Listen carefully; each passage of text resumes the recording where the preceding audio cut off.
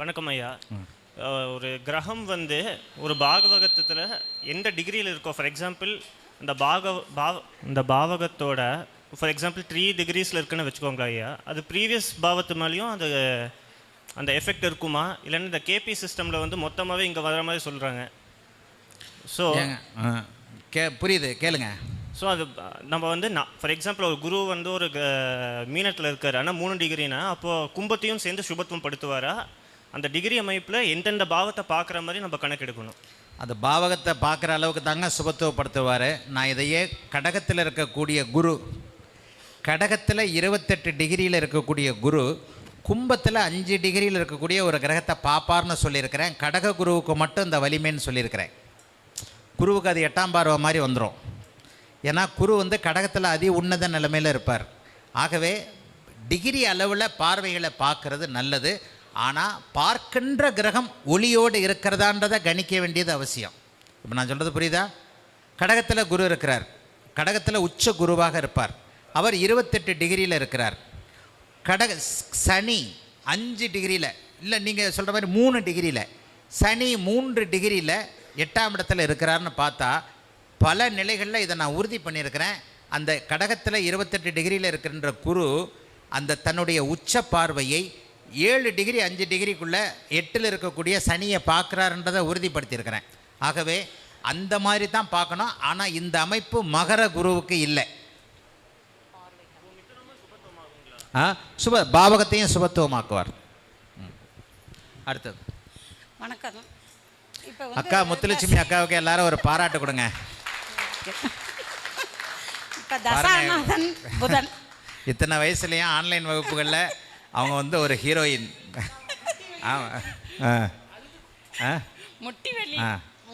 உட்காந்து பேசுங்க, உட்காந்து பேசுங்க.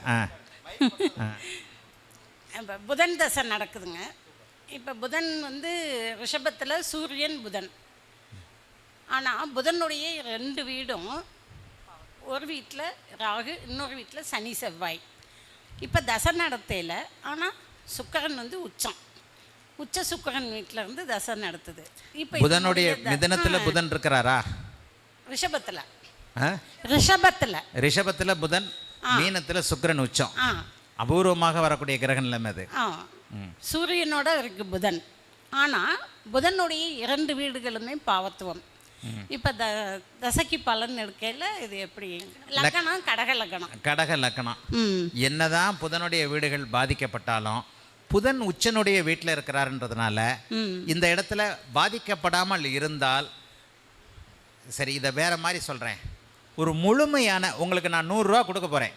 ஓகே, 100 ரூபாய் என் பாக்கெட்டில் இருக்குது. இந்த 100 ரூபாயை உங்களுக்கு முழுமையாக கிடைக்கணும்னா உங்களுக்கு பாவகமும் அதிபதியும் பாதிக்கப்பட்டிருக்கக்கூடாது. ஓகே. ஐன்ஸ்டீன் வந்து ஒரு விஷயத்தில் மிகப்பெரிய புத்திசாலி. இங்கே இருக்கிறவங்க எல்லாத்தையும் விட கொஞ்சூண்டு அறிவு, எனக்கு கொஞ்சூண்டு அறிவு இருக்குன்னு எடுத்துக்கலாமா? ஜோசியத்தில் மட்டும் கொஞ்சோண்டு இருக்குன்னு வச்சுக்குவோம். Okay sir. என்னை பொறுத்த வரைக்கும் மிதுனம் பாதிக்கப்படலை, கன்னி சுபத்துவமாக இருக்கிறது. மிதுனம் கன்னிக்கு புதனுடைய வீடுகளான என்னுடைய லக்னத்தை எடுத்துக்குவோம். இவங்க எல்லாருமே இப்படியே பாருங்க. ஓகே. என்னுடைய ஜாதகத்தில் மிதுனமும் கன்னியும் செவ்வாய் சனி ராகு தாக்குதல்களில் இல்லை. ஆக எல்லாத்துலேயும் நான் முட்டாளாக இருந்தாலும் ஜோசியத்தில் மட்டும் கொஞ்சோண்டு அறிவாக இருக்கிறேன். எனக்கு மிதுனத்தை அர்த்த சந்திரன் பார்க்கிறார், கன்னியை உச்ச சுக்கிரனும் நீச்சபங்க புதனும் பார்க்கிறார். சூரியனுக்கு பார்வை இருக்கு இல்லை அது வேற, ஆனால் இல்லைன்றதான் சிம்மத்தோடு தொடர்பு கொள்ளும் போது மட்டும்தான். அப்போ புதனும் சுக்கிரனும் பார்க்குறாங்க. கன்னியை புதனும் குருவும் ஓரளவுக்கு பார்க்கிறார். கன்னி கூடுதல் சுபத்துவமாக இருக்கா? அப்போ இப்படி இருக்கும்போது புதனுடைய காரகத்துவங்களில் ஏதோ ஒன்றில் கூடுதல் அறிவுள்ளவனாக நான் இருக்கிறேன். புதன் தசை நடந்தா இதனுடைய வெளிப்பாடு இருக்கும். நீங்க கேட்கறது தசை. அப்ப எனக்கு ஒரு இடத்துக்கு போன உடனே 100 ரூபாய் கேட்கிறாரு, 100 ரூபாயை கொடுத்துட்றாரு. அல்லது அந்த 100 ரூபாயை கொடுக்கறதுக்கு முன்னாடி என்கிட்ட கடங்காரர் 100 ரூபாயை வச்சிருக்கிறார். அந்த எனக்கு 100 ரூபாயை கொடுக்கறதுக்கு 100 ரூபாய் வச்சிருக்கும் போது அவருக்கு திடீர்னு படப்படன்னு வருது. ஒரு ஹார்ட் அட்டாக் மாதிரி எனக்கு 100 ரூபாயை கொடுக்க வேண்டியவருக்கு படப்படன்னு ஹார்ட் அட்டாக் மாதிரி வருது. மயங்கி விழுந்துடுறாரு. அப்போ ஒருத்தர் சொல்கிறாரு, யோ பக்கத்தில் அந்த சோடா கடை அந்த இது இருக்க, அதை பசியில் இருப்பேன், உடனே அதை வாங்கி சாப்பிடுன்னு அவர்கிட்ட கொடுக்கறதுக்கு, என்கிட்ட கொடுக்கறதுக்கு 100 ரூபா மட்டும்தான் வச்சிருக்கிறார்.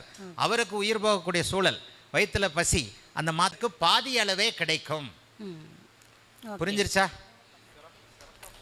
பாவகங்கள் வலிமையாக இருந்தால், இயல்பாக இருந்தால், இயல்பான என்ன, சனி செவ்வாயே இருக்க வேண்டாம், சனி செவ்வாயே பார்க்க வேண்டாம், 100 ரூபாயும் வந்தவொடனே இந்தாங்க உங்களுக்கு நேரத்தை எடுத்து வச்சிட்டேன் 100 ரூபா அப்படின்னு கொடுத்துருவார்.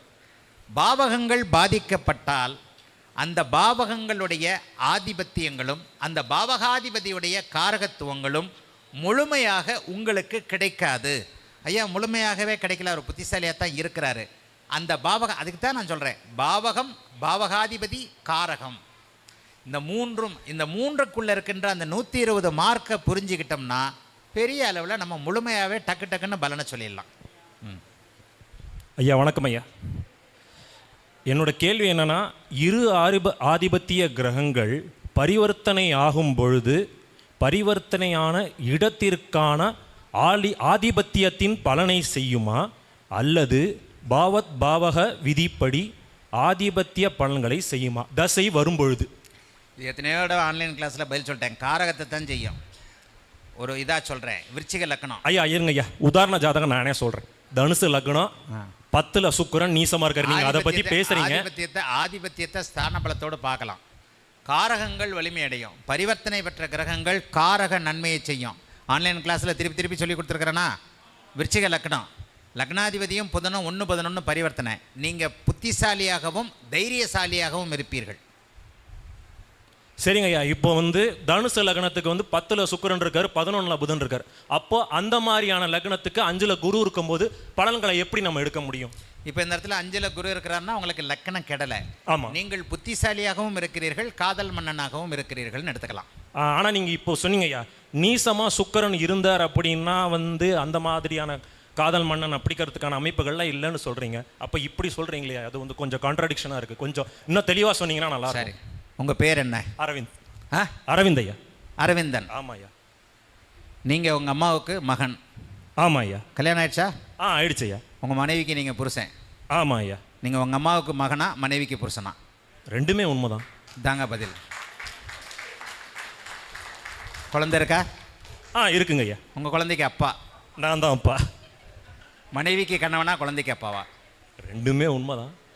அரவிந்தன் அம்மாவுக்கு மகனாக இருக்கிறார், மனைவிக்கு கணவனாக இருக்கிறார், பிள்ளைக்கு அப்பாவாக இருக்கிறார், தங்கச்சிக்கு அண்ணனாக இருக்கிறார், தம்பிக்கு அண்ணனாக இருக்கிறார். இத்தனை உருவம் இருக்கிற நீங்கள் இப்படி இருக்கும்போது ஒரு சுக்கிரனுக்கு ஏன் 4 வித வடிவங்கள் இருக்கக்கூடாது? புரியுதுங்க ஐயா. சரிங்க ஐயா, நான் இதை தாங்க வாழ்வியல் ரீதியாக சொல்லி கொடுக்குறேன். சரிங்க ஐயா. நீங்கள் கேட்ட கேள்வி நல்ல கேள்வி. ஆழமாக உட்காந்து யோசிச்சிங்கன்னா நான் சொன்ன பதில் எப்படி உங்களுக்கு மேட்ச் ஆகுதுன்னு புரியும். சரிங்க ஐயா. புதனே, இப்போ நீங்கள் என்ன கேட்டீங்க? இப்போ தான் 10ஆம் இடத்துல நீச்சமாக இருக்கு, ஆமாங்க, நிஷ்பலமாக இருக்கு, எல்லாம் போயிடுச்சுன்னு சொன்னீங்க. ஆமாம். அப்போ இப்படி பரிவர்த்தனை ஆகும்போது நீங்களே புதன் அந்த பரிவர்த்தனை பெற்ற கிரகம் காரக நன்மையை தரும்னு சொல்கிறீங்கன்றீங்க. இதுதான் பதில்.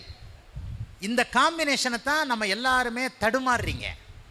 அதுதான் இந்த இடத்துல கடைசியாக எல்லாத்தையும் நான் பார்ப்பேன். பரிவர்த்தனை அடைஞ்சிருக்கா? ஆமாம். இவர் பரிவர்த்தனை அடைந்த காரணத்தினால், இதை வேற மாதிரி சொல்லலாமா, பரிவர்த்தனை அடையலை, அவர் ஒழுக்கம் உள்ளவர்னு சொன்னேன். சரிங்க ஐயா. ஆமாம், நீங்கள் சொன்னீங்க. பரிவர்த்தனை அடையலை, ஒழுக்கம் உள்ளவர், ஒரு பெண் அல்லது ஒரு ஆண் கிடைக்கக்கூடிய அமைப்பு அவருக்கு உண்டு. சரிங்க ஐயா. பாபத்துவமாக இருந்தார், அவருக்கு கிடைக்கவே கிடைக்காதுன்னே. ஆமாம், நீங்கள் சொன்னீங்க. ஆமாம். இப்போ அந்த பரிவர்த்தனை, இந்த பாருங்க, வாழ்க்கையை ஒழுக்கமாக எப்படி பார்க்கறது, ஒழுக்கம் இல்லாமல் எப்படி பார்க்கறது, இதை வேறு மாதிரின்னு சொல்லலாம். இங்கே கஞ்சா அடிக்கிறது தப்பு, அமெரிக்காவில் கஞ்சா அடிக்கிறது தப்பு இல்லை. சட்டங்கள் நாட்டுக்கு நாடு மாறுபடுகின்றன. மாறும். ஆமாம். 16 வயசு 13 வயசில் பொம்பளை பிள்ளை வச்சுருந்தா இங்கே இருக்கிறவங்க அடி மடியில் வயிறு எரியும், நெருப்பு எரியும். வயசு பிள்ளையை பாதுகாக்கிறது எவ்வளோ பெரிய, வயது பிள்ளையை பாதுகாப்பது எவ்வளோ பெரிய இதுன்றது ஆணுக்கும் பெண்ணுக்கும், எனக்கும் அப்பாவாக இருக்கிற எல்லாருக்கும் தெரியும், அம்மாவாக இருக்கிற எல்லாருக்கும் தெரியும். 16 வயது பெண் குழந்தை சனிக்கிழமை நைட்டு காதலனோடு போகவில்லை என்றால் கவுன்சிலிங்க்கு அமெரிக்க அம்மா கூட்டு போகிறா. எதுக்கு எதை கொண்டு வரேன்னு நினைக்க வேண்டாம். 16 வயசு ஒரு பெண் சனிக்கிழமை நைட்டு வீட்டில் தங்கியிருந்தாள்னா கவுன்சிலிங்க்கு கூட்டு போகிறாங்க. இவ டேட்டிங் போல பாய் ஃப்ரெண்டோட. இவகிட்ட ஏதோ தப்பு இருக்குன்ட்டு. இதே மாதிரி சில விஷயங்களை ஜோதிடத்தில் வேறு மாதிரி புரிஞ்சுக்கணும். ஒழுக்க அமைப்புகளில் 10ல் சுக்கிரன் பரிவர்த்தனை அடைந்திருந்தால் அவர் ஒழுக்கவான்னு சொல்ல முடியாது. ஆனாலும் இதுக்கு தசாபக்தி அமைப்புகள் இருக்கின்றன. இப்போ ஒழுக்க சுக்கிரன் வந்தாலே நான் காமம் ஒழுக்கன்னு தான் பேசுவேன். சுக்கிரனுடைய காரகத்துவங்கள் அவருக்கு நல்ல விதமாக கிடைக்கின்றன என்று அர்த்தம். லக்னாதிபதி பலமா இருக்கிறதுனால சார், லக்னாதிபதி பலமா இருக்கிறதுனால, லக்னாதிபதி சுபத்துவமா இருக்கிறதுனால. உத்தரகுமார் உதாரணத்துக்கு தன்னுடைய உறவினரிடையே அவர் சொல்றார். அதாவது இந்த இடத்துல 10ஆம் இடத்துல நிஷ்பலமாகி நீச்சனாகி பரிவர்த்தனை அடைந்திருக்கக்கூடிய சுக்கிரனால சுக்கிரனுடைய காரகத்துவங்கள் கிடைக்கும். கல்யாணம் அவருக்கு ஆச்சுன்னு சொல்றாரு. அப்போ சுக்கிரனுடைய காரகத்துவங்கள் கிடைக்கும். இதைத்தான் அந்த இப்போ அடுத்து ஆதிபத்தியம், சூழ்நிலை கஷ்டம், இதுக்கடுத்து எல்லாமே ஒற்றை. இதுக்கு தான் நான் உங்களை பலவிதமாக சொன்னேன். நீங்கள் அரவிந்தன், எனக்கு வானவர், உங்கள் அம்மாவுக்கு மகன், உங்கள் மனைவிக்கு கணவர், உங்கள் பிள்ளைங்களுக்கு இத்தனை அவதாரத்தை ஒரே அரவிந்தன் எடுக்கும்போது ஒரு சுக்கிரன் ஏன் அத்தனை அவதாரம் எடுக்க முடியாது? அத்தனை ஆங்கிள்லையும் பார்க்க வேண்டியது தான் ஜோதிடருடைய கடமை. அத்தனை ஆங்கிள்லையும் பார்த்தாலும் உங்களுக்கு பலன் வரும். கேள்வி கேட்பது ஒரு இடத்துல, அந்த கேள்விக்கான ஜோசியனுக்கு எல்லாம் தெரியும் ஜாதகத்தில், ஆனால் நீங்கள் எல்லாத்தையும் சொல்லக்கூடாது. ஜோதிடனுக்கு எல்லாம் தெரியும், ஆனால் அது தேவையற்றது. கேட்டால் மட்டுமே சில விஷயங்களுக்கு. ஜோதிடருக்கு நீங்கள் என்ன பண்ணணும்? 10ல் சுக்கிரன் பரிவர்த்தனையாகி வந்திருக்கிறார், 10ல் சுக்கிரன் நீச்சமாகி செவ்வாய் சனி ராகுவோடு வந்திருக்கிறார், செவ்வாய் தசை நடக்கிறது. ஆகா, இவருக்கு இந்த சமயத்தில் இதனுடைய சரி இவ்வளவும் எல்லாம் ஓகே. எதன் அடிப்படையில் இறுதியாக பலனை கணிக்கிறது? லக்னாதிபதியின் அடிப்படையில். நீங்கள் மாடி வீட்டில் பிச்சை எடுக்கிறீங்களா, கோயில் வாசலில் பிச்சை எடுக்கிறீங்களான்றது லக்னாதிபதியுடைய வலுவை பொறுத்தது. ஒரு கிரக நிலைமையை கடைசியாக தீர்மானிக்க வேண்டிய இடம் லக்னாதிபதி. ஒரு விஷயத்தில் நீங்கள் பெருமைப்படலாம். நான் ஒரு வீடியோவில் பேசின மாதிரி, நம்முடைய வீடியோக்கள் நம்முடைய எழுத்துக்களுக்கு பிறகுதான் இன்றைக்கு லக்னாதிபதியுடைய வலிமை சோஷியல் மீடியாவில் பேசப்படுகிறது. எல்லா மூல நூல்கள்லையும் 1ல் சூரியன் இருந்தால் 2ல் சூரியன் இருந்தால் அப்படி இப்படி இருந்தால் முடிச்சிட்டாங்க. இன்றைக்கி தான் நான் உங்களுக்கு சொல்லிக் கொடுக்கும்போது ஆன்லைன் வகுப்புகளில் இருக்கக்கூடிய ஆயிரக்கணக்கான மாணவர்கள் நீங்கள் அறிவிங்க. எல்லா இடத்தையும் கடைசியாக வந்து லக்னாதிபதினு முடிப்பேன். முதல்ல கண்ணு எங்கே போயிடணும்? இவன் தேர்வானா தேர மாட்டானா? லக்னம் அந்த கண்ணை அந்த டார்ச் லைட்டை அந்த இடத்துல அடிச்சுட்டு அதுக்கப்புறம் தான் பல்ப் அப்படியே விரியணும் வேறு வேறு பாவங்களில். அப்போ 10ல் சுக்கிரன் பரிவர்த்தனையாகி விட்டார். அந்த ஆணோ பெண்ணோ சுக்கிரனுடைய உடனே அசிங்கமாக போயிட வேண்டாம். சுக்கிரனுடைய காரகத்துவங்களை முழுமையாக அனுபவிக்க தகுதியாக இருக்கிறார்கள் லக்னாதிபதியின் வலிமை பொறுத்து.